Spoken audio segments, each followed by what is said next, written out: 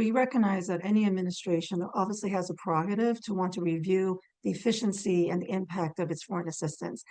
Over my course of career, both with the Department of State and with the USAID, I've been involved in such reviews. However, these actions that have been taken literally since January 20th, so we're only talking 3 weeks, these actions have been quick, they've been deep, and if I may add, they've been cruel.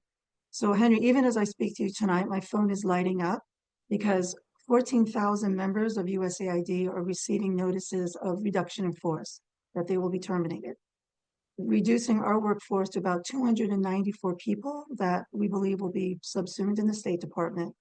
So my question back to the administration would be, if you really do want to exercise with political will and responsibly development and humanitarian assistance, a $40 billion budget, how will you expect to do that now? So I think the larger question is, Henry, is what exactly will be the foreign assistance? What are really the objectives of the United States as we move forward? Let's stay in the United States and discuss where another White House decision having global consequences, the move to freeze foreign aid. We discussed the subject last week as the order was announced and organizations scrambled to adapt to a new reality. So let's talk through what impact President Trump's order has had with Marcia Wong, who's a former Deputy Assistant Administrator for Marcia Wong, a former Deputy Assistant Administrator for Humanitarian Assistance at USAID. Marcia, thank you very much indeed for joining us. No, Henry, thank you so much for giving us the opportunity to talk with you today. Right. There's some very fast breaking news even as we speak, and so I'm really looking forward to diving deep into what the implications are. Right. Thank you. But please tell us what the latest is then, because USAID, and I've said this a few times, is a juggernaut, is an aid superpower, has been responsible for saving lives on the ground in a number of countries around Africa, in Southeast Asia, Latin America, all over the place, lots of partnerships. And if you look at what Elon Musk has said and the White House press secretary, Levitt, has said, it's a rogue organization doing crazy things and it needs to be brought to heel and brought within the embrace of the State Department. How would you respond? Well, I think, first of all, we recognize that any administration obviously has a prerogative to want to review the efficiency and the impact of its foreign assistance. Over my course of career, both with the Department of State and with the USAID, I've been involved in such reviews. However, these actions that have been taken literally since January 20th, so we're only talking 3 weeks, these actions have been quick, they've been deep, and if I may add, they've been cruel. So Henry, even as I speak to you tonight, my phone is lighting up because 14,000 members of USAID are receiving notices of reduction in force, that they will be terminated, reducing our workforce to about 294 people that we believe will be subsumed in the State Department. So my question back to the administration would be, if you really do want to exercise with political will and responsibly development and humanitarian assistance, a $40 billion budget, how will you expect to do that now? So I think the larger question is, Henry, is what exactly will be the foreign assistance? What are really the objectives of the United States as we move forward? Right. And the impact of partners on the ground. Which areas of, which fragile states and which people in them are you most concerned for? Well, Henry, this is we have been such a large agency where the USAID has worked in over 100 countries around the world.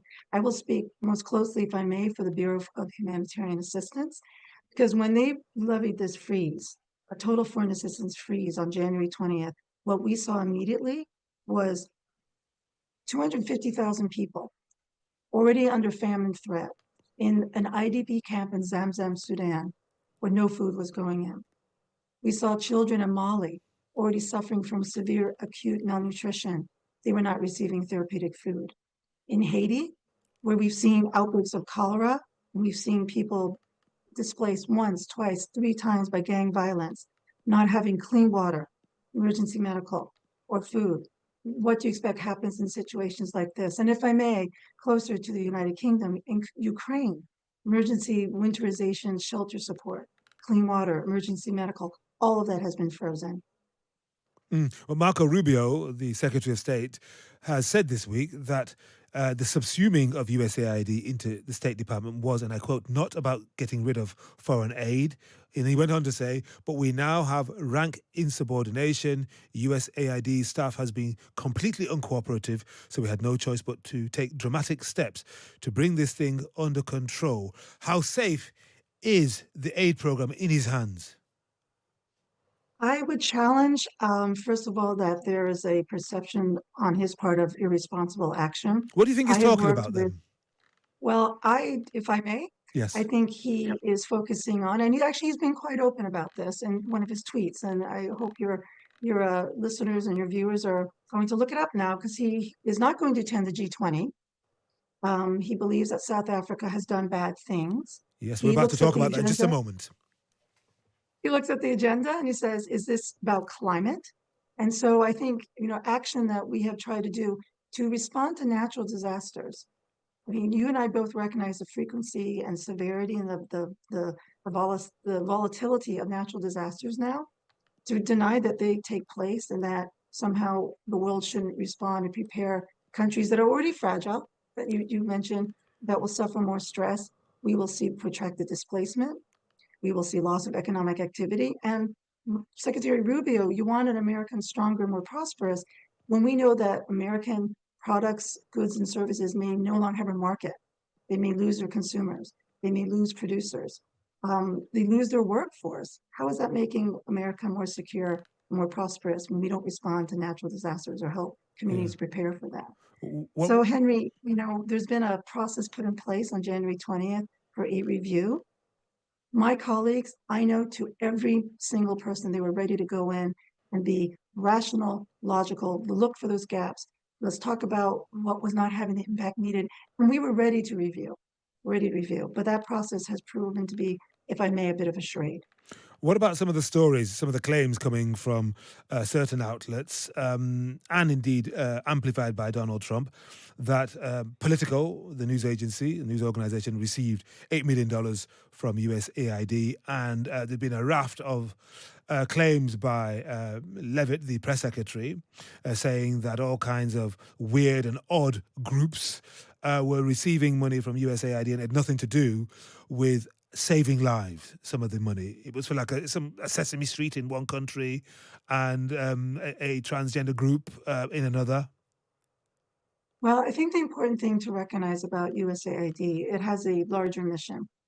I'm speaking on behalf of the Humanitarian Bureau, but there obviously is a very robust development side because the development work is trying to make sure that we can get past humanitarian assistance. We can keep delivering food, we can keep delivering emergency medical, we can keep delivering water, but ultimately every community, as you can imagine, Henry, wants to be able to provide for themselves, hence development, hence the private sector being engaged, hence a media that can respond transparently and correctly. Hence you have efforts to address anti-corruption. Hence you have efforts to address organized crime, violence. So those were the development efforts. Now, there may have been, over the course of 60 years of this agency, a program that might have been questionable today that may not have had the impact. I think the Sesame Street was Sesame Ulica Yeah. that was trying to do programming in Russia at the time when we thought that Russia would be a more open society. So if they're beginning to question these things, again, let us learn from what didn't work. Let us inform the future.